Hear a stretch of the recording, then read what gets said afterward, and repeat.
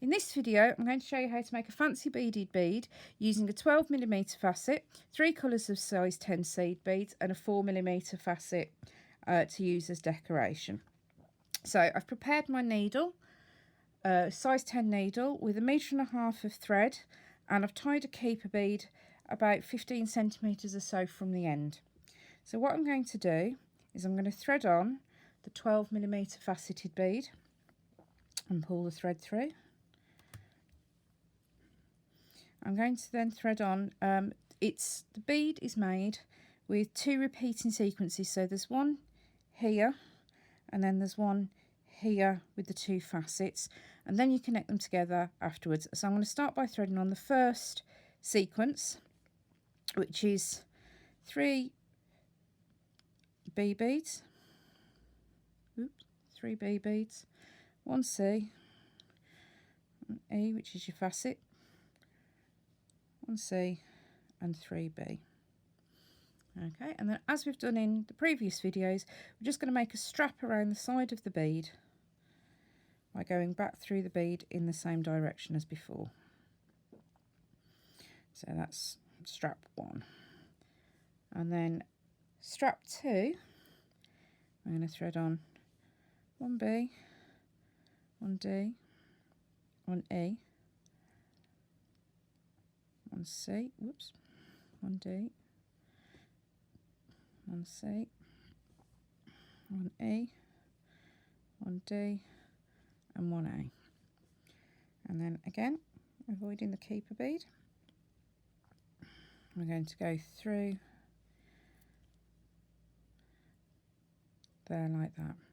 We're just going to repeat this around so that you end up with 10 straps in total, so 5 of each. So we'll just go through 3, 1,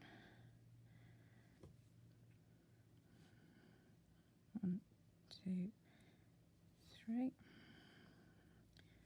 and 3. Make sure the straps lie in the right place.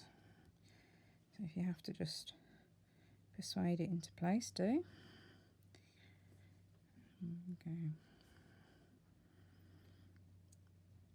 D, E, C, D, that's there, that one of those and one of those.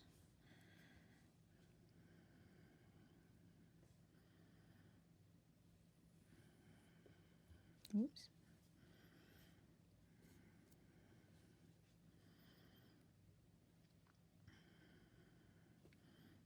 Okay, and then back to strap 1 again. So 3 of those, 1, 1, 1 and 3.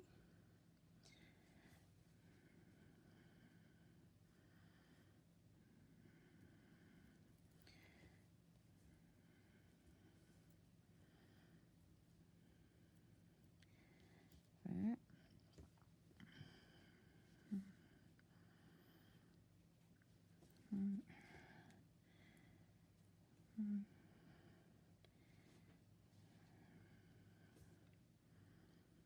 And here we go. There and through.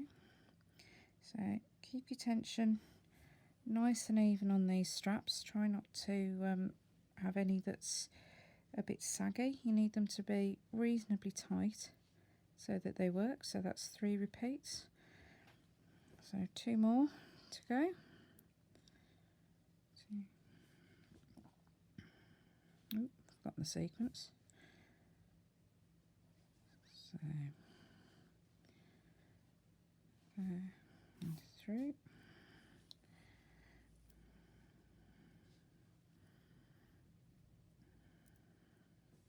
Okay, and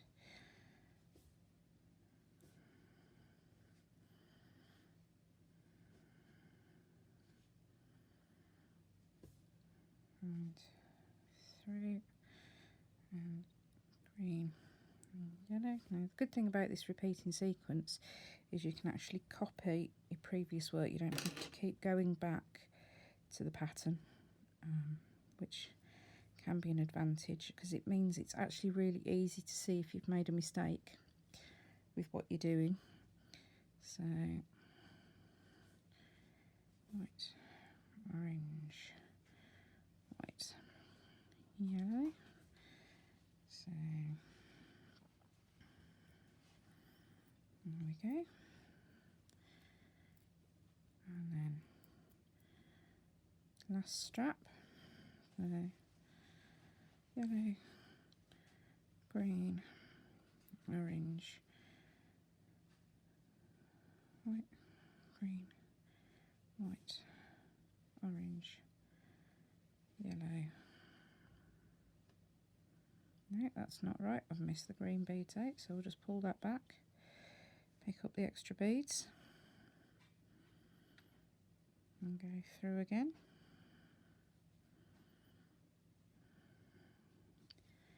Okay, and then through in the right place. There we go. And if you count at the end, you've got 1, 2, 3, 4, 5, 6, 7, 8, 9, 10 straps. So now what we're going to do is we're going to connect them together with these little diagonal frames, and they're going to sit around the single facet on the strap 1. So we're going to come down through the 3 B beads, the C and the D, and then let's just unhook that loop. We're going to pick up 2 C beads, and we're actually going to go through the middle on this one here, on the next strap around, just through that 1 D bead that's there, and then we're going to pick up 2 more C beads, and we're going to come back down through the facet on the original strap again. And there you can see you've got the first half of your diamond frame, and then we're going to do the same thing on the other side. This is where, and we're just going to come through. Whoops, come on, through your bead there, pick up 2 more,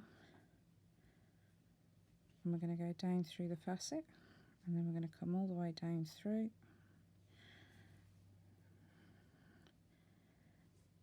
and we're going to go back up, and we're going to go down through the next 3B, 1C, 1E there, and we're going to do the same again. So we're going to pick up 2, we're going to come to the right,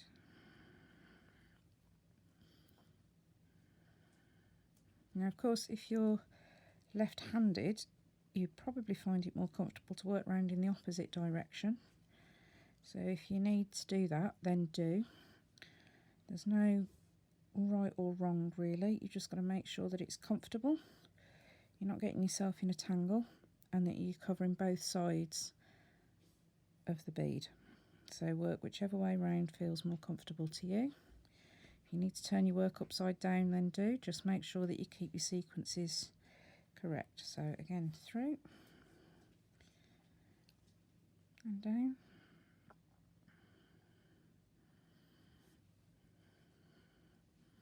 pick up 2, through 1,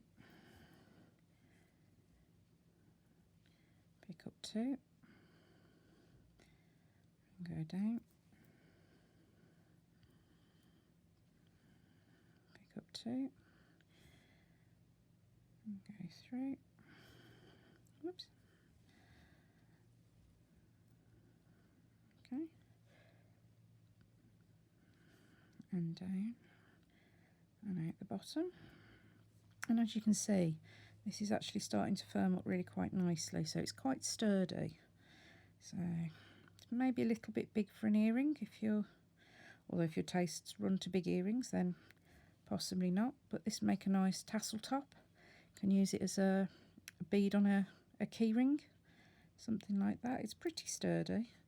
If you wanted to, something that's going to get a lot of wear, maybe think about making this using something like fireline thread, probably a £4 or £6, which would be a bit sturdier, also be a bit stiffer. So I wouldn't use fireline for something like, if you're going to use it for a tassel, I would definitely use 9 for the tassel stranding rather than the fireline. The fireline tends to be a little bit stiff for nice drapey tassels. So come through, and last set of connections,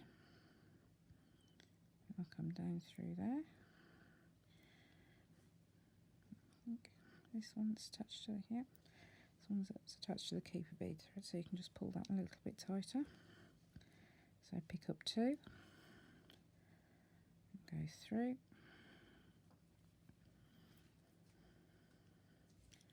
pick up 2, and go down, and through 2, and up,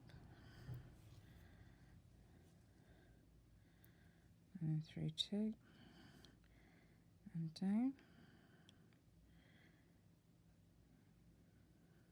Okay, there we go, and that's finished off the decoration around the centre of the bead.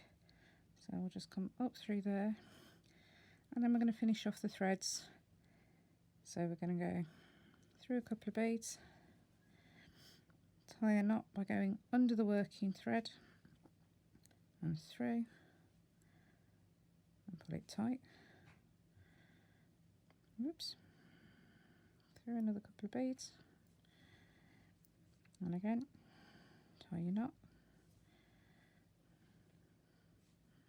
and go through another couple of beads,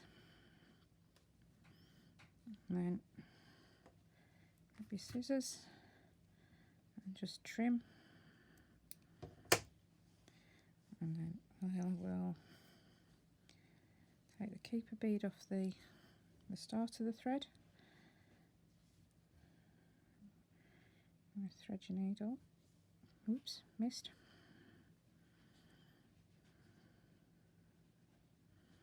Thread your needle, and we're going to finish this thread off in the same way. So we're going to go through a couple of beads and tie a knot, through another couple of beads and tie a knot, and through again, and trim your tail, and there you have it, a pair of beaded beads decorated with facets.